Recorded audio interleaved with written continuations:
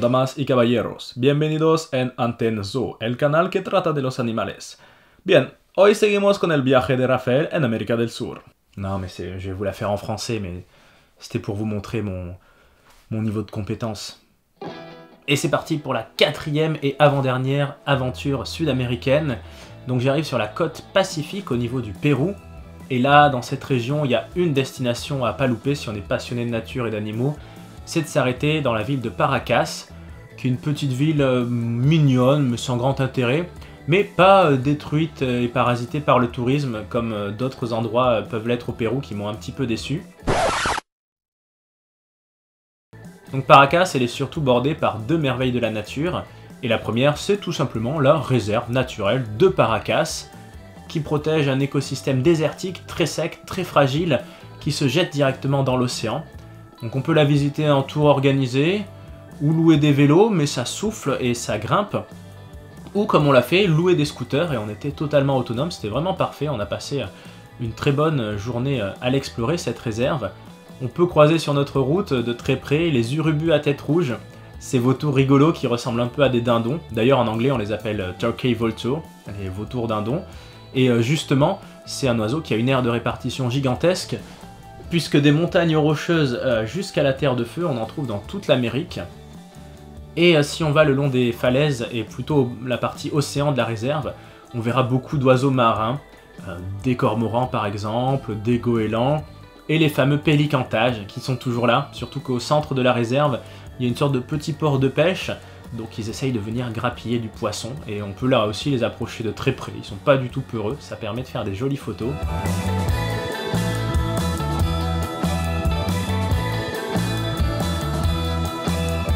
Moi j'ai beaucoup aimé cet endroit, cette réserve, les paysages sont magnifiques, il y a même une plage de sable rouge, la Playa Roja, qui est interdite d'accès puisqu'il faut préserver un petit peu cette beauté du paysage. Si vous n'avez pas eu votre dose d'animaux marins, rendez-vous le lendemain matin au port de Paracas pour embarquer sur un bateau et partir aller voir les îles Ballestas. Les îles Ballestas, elles sont entièrement protégées, elles abritent des grandes colonies d'oiseaux marins, c'est un peu l'équivalent de la réserve des 7 îles en Bretagne si certains connaissent. Et au passage, en bateau, on longe sur la rive le Candélabre, ce grand dessin un peu comme les lignes de Nazca, dont on ne sait pas trop qui l'a fait, quand, et ni même ce que ça représente vraiment. Cactus, chandelier, on ne sait pas. On pose pas le pied sur les îles Ballestas, le bateau slalom juste autour. Il faut savoir qu'elles ont longtemps été très exploitées pour le guano, les excréments des oiseaux, pour faire de l'engrais. Et aujourd'hui, elles sont notamment protégées pour limiter cette exploitation et en faire une ressource plus durable pour protéger les oiseaux, puisque par définition, si on veut du guano, il faut des oiseaux, puisque l'un sort de l'autre. On y croise notamment les cormorans de Bougainvilliers, les fouvariers qui étaient en plein élevage de leurs jeunes, qui sont couverts d'un petit duvet gris, des pélicans à peu près partout, et niveau mammifères, les otaries à crinière qui se prélassent sur un rocher, qui prennent le soleil, qui sommeillent, ou qui sont en colonie sur la plage en train d'avoir des interactions sociales. D'ailleurs, même si les mâles sont pas aussi impressionnants que les éléphants de mer que j'ai pu voir en Argentine, avec leur énorme tête poilue, et quand ils se disputent, ils en imposent. On comprend pourquoi en anglais ou en espagnol on les appelle les lions de mer. Bon, en fait, si vous restez rien que sur le front de mer de la plage de Paracas, vous verrez très certainement plein d'espèces d'oiseaux marins qui viennent jusqu'au bord. Donc les pélicans toujours, les mouettes et goélands locaux à portée d'appareil photo. C'est vraiment un lieu où l'observation animale est facile. De Paracas, j'ai directement rejoint Lima, la capitale, la plus grande ville du Pérou, une immense métropole qui est une des plus grandes villes d'Amérique du Sud, mais qui est quand même située en bord d'océan, donc il y a un front de mer pas vilain, d'où j'ai pu voir sous un ponton une colonie de sternincas, ces très jolis oiseaux marins très colorés.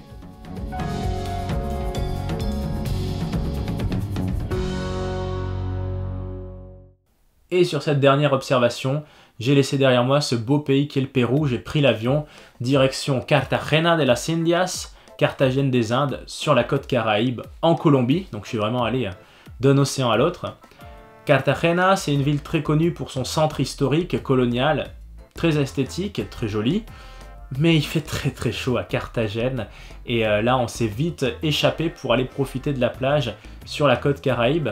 Donc on s'est arrêté sur un camping en bord de mer, à un lieu qui s'appelle Los Angeles, et là c'était le cliché des Caraïbes, carte postale quoi.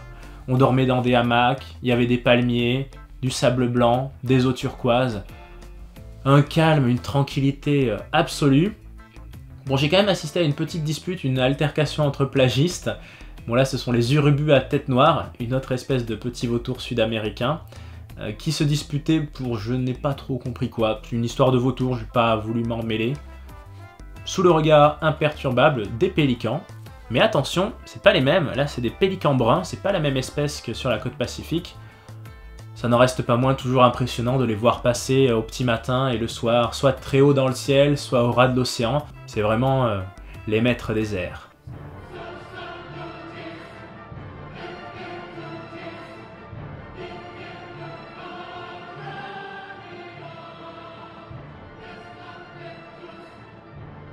Un peu plus à l'est, je me suis arrêté sur le village en bord de plage de Palomino.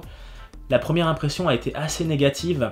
En fait, la rue principale qui mène à la plage est vraiment entourée de petits bars et restaurants, tous un peu tendance, cool, hipster. C'est pas que c'est vilain, c'est même très agréable, très instagrammable. Mais vous avez une boulangerie française, vous pouvez acheter des croissants et des chocolatines. Vous avez une pizzeria, un burger, un bar à cocktail. C'est très impersonnel, ça pourrait être en Thaïlande, aux Baléares, sur la Côte d'Azur. Enfin moi j'ai trouvé que ça s'était complètement vidé de sa substance colombienne. Mais c'est quand même un lieu très important pour mon voyage, parce que j'ai pu rencontrer et discuter pendant 2 heures avec un grand monsieur qui s'appelle Franz Caston Flores, qui est vétérinaire initialement, et qui travaille pour l'ONG Nativa. C'est une ONG qui s'occupe d'étudier et de protéger la nature de la Sierra Nevada de Santa Marta. Cette Sierra Nevada de Santa Marta, c'est ni plus ni moins que la plus grande chaîne de montagnes côtières du monde. C'est elle qui est en arrière-plan de la côte Caraïbe. Et d'ailleurs, depuis Palomino, au petit matin, si on se lève avant les touristes sur la plage, déjà on a une paix royale et on peut voir, en tournant le cou, d'un côté la mer et de l'autre les montagnes enneigées. Et comme me l'a rappelé France, c'est quand même un peu unique au monde d'assister à ces deux spectacle de la nature au même endroit. Franz, lui, ça fait 2 décennies qu'il étudie cette biodiversité de la Sierra qui est très endémique, des espèces qu'on retrouve nulle part ailleurs dans le monde, notamment au niveau des plantes, des grenouilles, des insectes, des oiseaux ou des petits mammifères. Franz, il les appelle même les Galapagos de la Terre, avec comme animal phare le tapir, le plus gros mammifère d'Amérique du Sud, tout simplement. Mais avec Franz, on n'a pas tant parlé d'animaux, on a surtout beaucoup parlé humains. Parce que dans cette Sierra Nevada, il y a 4 peuples, 4 langues différentes et des visions du monde complètement différentes. Franz m'a raconté que pour un de ces peuples, on voyait le passé face à nous, parce que on a une vision de notre passé, moi je vois très bien ce que j'ai vécu ces dernières années, et le futur est derrière, parce qu'on le voit pas, on connaît pas le futur. Donc déjà rien que ça, c'est vrai que c'est fou, nous on dit toujours voir de l'avant, laisser ce qu'il y a derrière nous, ça change complètement la perception de l'univers, du temps et de l'espace. Il y a un peuple qui refuse toute possession et accumulation matérielle parce qu'ils estiment que tout ce qu'on possède au moment de notre mort, c'est une dette qu'on a vis-à-vis des dieux. Et voilà, c'est ça le combat de Franz en fait, c'est de se dire qu'on impose partout notre mode de pensée occidental et on efface totalement ces peuples natifs, alors qu'au contraire, on devrait se rendre compte de la richesse que ça nous apporte d'avoir ces différents points de vue qui sont façonnés depuis des millénaires. Dans le monde occidental, quand on veut protéger la nature, souvent on veut la mettre sous cloche, on la protège de toute souillure humaine, et nous, on vit dans les villes, et il y a une séparation. Alors que pour Franz, si on doit protéger la nature, c'est vraiment en tant que notre maison, et en tant que l'endroit qui nous fournit l'eau, la nourriture et l'oxygène. C'était vraiment une rencontre passionnante. Si vous voulez en savoir plus sur tous ces peuples, ils ont été plutôt médiatisés, notamment il y a un épisode de Ushuaïa de Nicolas Hulot qui les a rencontrés, ou de Rendez-vous en Terre Inconnue avec Frédéric Lopez. Si vous voulez, vous pouvez soutenir Nativa, en tout cas les suivre sur les réseaux sociaux, vous verrez des photos et des vidéos de cette magnifique Sierra. J'ai pas pu y aller avec Franz, manqué de temps et d'organisation, mais moi je suis allé dans le village de Minca, qui est quand même dans les hauteurs, un village très mignon, pas du tout mangé par le tourisme, qui est un lieu idéal si vous voulez faire des observations d'oiseaux. De toute façon, la Colombie, c'est le premier pays en termes d'espèces d'oiseaux au monde, donc vous en verrez forcément beaucoup. À Minca, j'ai contacté Tony Martin, qui est un guide ornithologue vénézuélien qui fait ça depuis plus de 30 ans. Et donc il m'a amené en bord de chemin au petit matin à observer les différentes espèces d'oiseaux qu'on peut y voir. Je vous en mets quelques-unes là en vidéo de toutes les couleurs et de toutes les tailles, mais il faut quand même souvent avoir l'œil. Heureusement que j'avais un guide avec en bonus final les toucans qui chantent au petit matin. Et on a de superbes vues là aussi sur les montagnes et les vallées avec l'océan, la mer Caraïbe au fond. Vraiment une très belle destination que cette région. Et je m'arrête là pour cet épisode. On va finir avec les Caraïbes. Il nous reste ensuite à voir la Colombie plutôt centrale au niveau des terres. 2 pays donc en cet épisode, le Pérou et la Colombie, 2 pays que j'ai adorés, 2 superbes destinations nature, mais très différentes au niveau du tourisme. Le Pérou s'est rodé depuis des décennies, on sent que c'est un lieu où des gens passent depuis très longtemps. La Colombie, c'est vraiment un pays qui émerge, qui se réveille d'une très longue guerre civile, qui accueille des touristes depuis même pas une dizaine d'années en gros, et on sent qu'il y a plein d'endroits qui peuvent basculer soit dans quelque chose de très respectueux, de très mise en valeur de la nature unique de ce pays, et d'autres qui risquent d'être bouffés par le tourisme de masse et de base, comme c'est le cas à Palomino. Donc je pense que c'est important d'y penser, c'est notre responsabilité aussi à nous, en tant que touristes et visiteurs, d'aller plus tôt et de donner de l'argent et d'encourager les pratiques respectueuses. Un peu comme d'autres pays le font, le Costa Rica, le Rwanda, qui mettent en valeur leur nature. Dans le dernier épisode, on va justement en parler, parce que j'ai décidé d'aller dans des coins pas du tout touristiques de Colombie pour y voir des espèces hors du commun. Donc restez connectés, j'espère que cet épisode vous aura plu.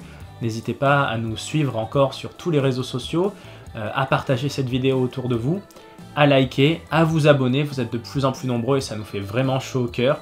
J'espère que grâce à cette série de vidéos, je vous aide un petit peu à vous évader et à voyager. Je vous dis merci à toutes et à tous pour votre attention et à très bientôt sur Antenzo.